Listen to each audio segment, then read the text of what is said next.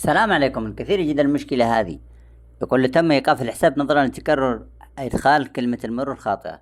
طبعا حتى لو كنا عارفين الرمز صح، وجات الرسالة هذه، ما عندنا حل إن نقوم بإعادة تعيينها.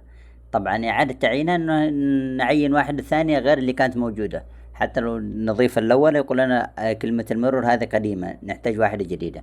طبعا الطريقة بسيطة جدا. هنا كمان تشاهدون إذا عملنا حسنا هنا، اجي هنا كمان تشاهدون نرجع لنفس الصفحة الرئيسية واعمل تسجيل او فتح حساب جديد. هنا كمان تشاهدون اعمل تسجيل في القنوات الرقمية. بعدين كمان تشاهدون هنا احط رقم الهوية واعمل التالي.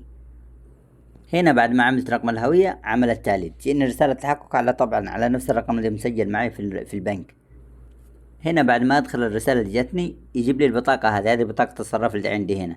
اذا اخترتها احط الرمز الخاص فيها، الرمز اللي اسحب فيه من الصراف. كمان تشاهدون اذا حطيت الرمز هنا خلاص اعمل التالي.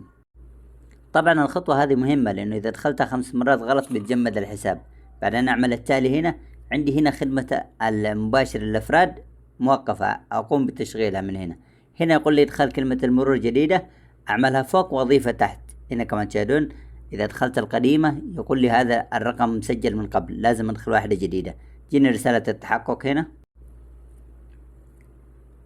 كمان تشاهدون. الآن بعد ما عملت رسالة التحقق خلاص عايزين نعتذر كلمة المرور مستخدمة من قبل. الآن بعيد نفس الخطوات وأعمل كلمة جديد. هنا بعد ما عملت الخطوات جديدة سيتم الاتصال بك للتأكيد. جيني هنا اتصال أرد عليه.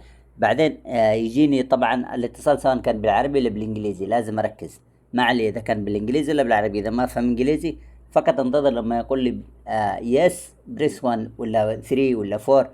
يعني لازم أركز جنب كلمة يس الرقم. يعني إذا قال لي يس 7 أعمل يس 7 خلاص، يعني الموافقة أضغط رقم 7 زي كذا، أو 4 أو 3. لازم أركز، ما علي من اللغة كانت عربية ولا إنجليزية.